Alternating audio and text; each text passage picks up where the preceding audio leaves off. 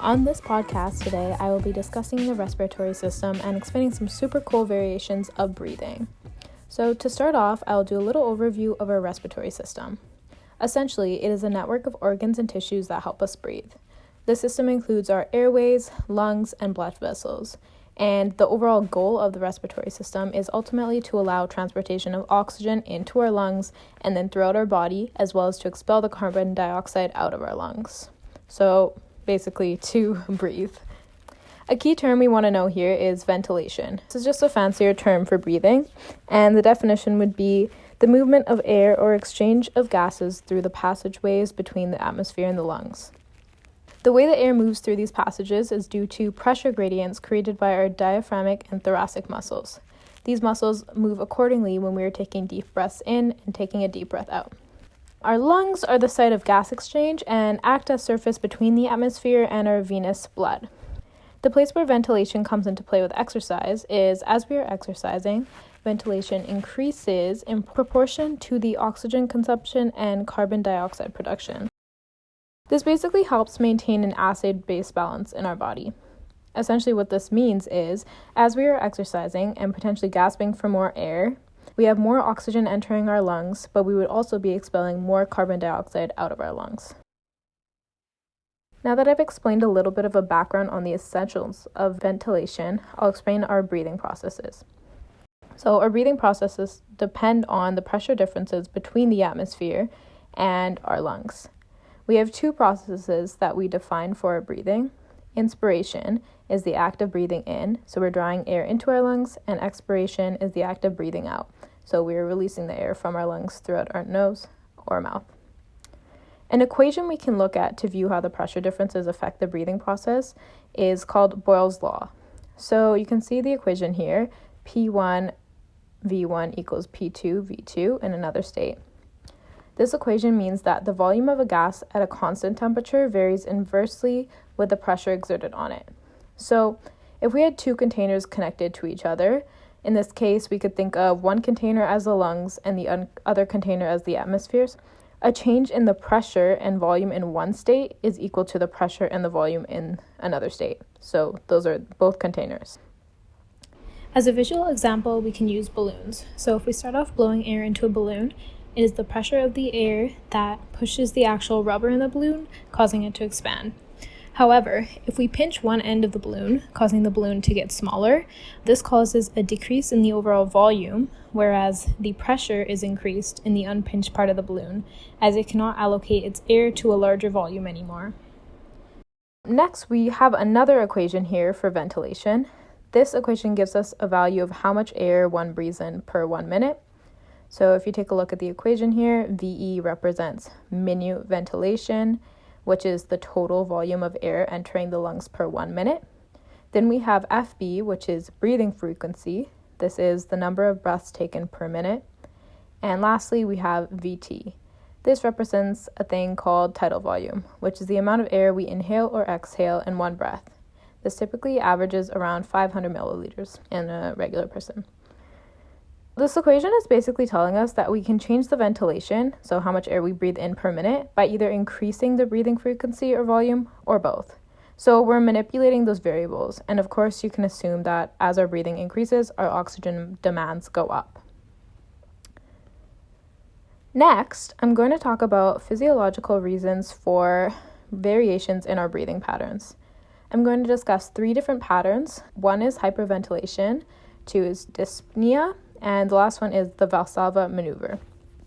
First off, you've probably heard of hyperventilation before. It is when you start breathing very fast, so we have an increase in ventilation that exceeds the regular carbon dioxide elimination needs of regular metabolism. This can happen due to stress or on purpose. So to simplify this a little bit, essentially we're breathing out more carbon dioxide than our body regularly needs to function. This causes a decrease in the amount of carbon dioxide in our blood, which makes you feel short of breath. Next, dyspnea is a condition again with shortness of breath. So this is quite excessive shortness of breath or breathing distress.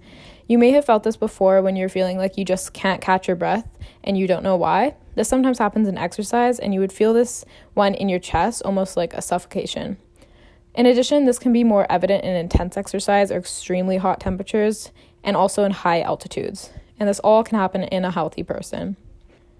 Lastly, for the biggest topic today, I will discuss the Valsalva Maneuver. So if you are a regular weightlifter, it is likely you've heard of this term before, but to understand the physiological mechanisms behind it is very important. This maneuver allows a weightlifter to lift more and heavier weight than they could regularly with normal continuous breathing. It's also seen in rapid maximum application and short duration movements, so those really big heavy lifts. What happens in this maneuver is we breathe out against a closed windpipe, so our glottis in our lungs is closed after a full inspiration, with our expiratory breathing out muscles fully activated as if they were taking an actual breath out, except in this case, the air stays trapped. This creates compressive forces in which our intrathoracic pressure increases above atmospheric pressure.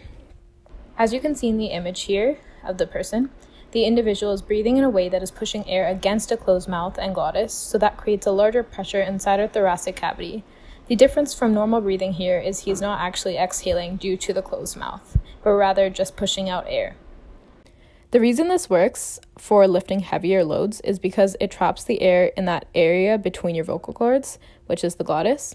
This creates the pressure in your thoracic cavity and your abdomen, which stabilizes your abdomen, so you are able to lift the heavy load. This is key as abdomen stability is essential to lifting heavy loads because it keeps your spine aligned and prevents you from throwing out your back or getting a lower back injury. If you would like more information on why core stability is important, you can take a look at a previous blog post I wrote about this. So there also is a bunch of controversy on this Valsalva maneuver. The concerns are on safety of blocking your glottis and causing an unhealthy decrease in blood pressure.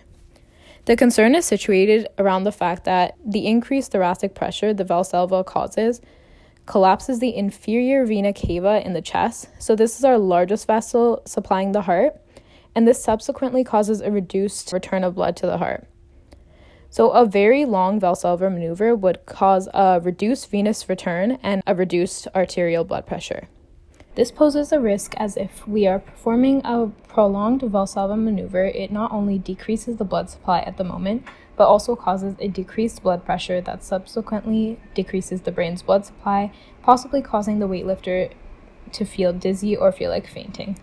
However, once the lift is over, our glottis reopens and the intrathoracic pressure goes back to normal, and our blood flow returns to normal and actually increases with a large blood flow shooting up our arterial blood pressure due to the blockage before. To sort of sum it up, blood pressure drops during the Valsalva and then increases immediately after the Valsalva maneuver. So we see a small spike in blood pressure due to the constriction of the blood vessels that we had during the Valsalva while trying to maintain the blood pressure. So overall, it's really important to make sure that we are using this mechanism correctly. The Valsalva maneuver is used solely as a way to lift heavy loads. So I would not recommend trying this out without adequate knowledge background on lifting heavy weights or without supervision from a personal trainer, physiotherapist, or kinesiologist. That brings us to the end of this session. I hope you enjoyed this fun fact and that you try out this maneuver with adequate supervision, of course, and are now more aware of how breathing works in your workouts. Talk to you all next time.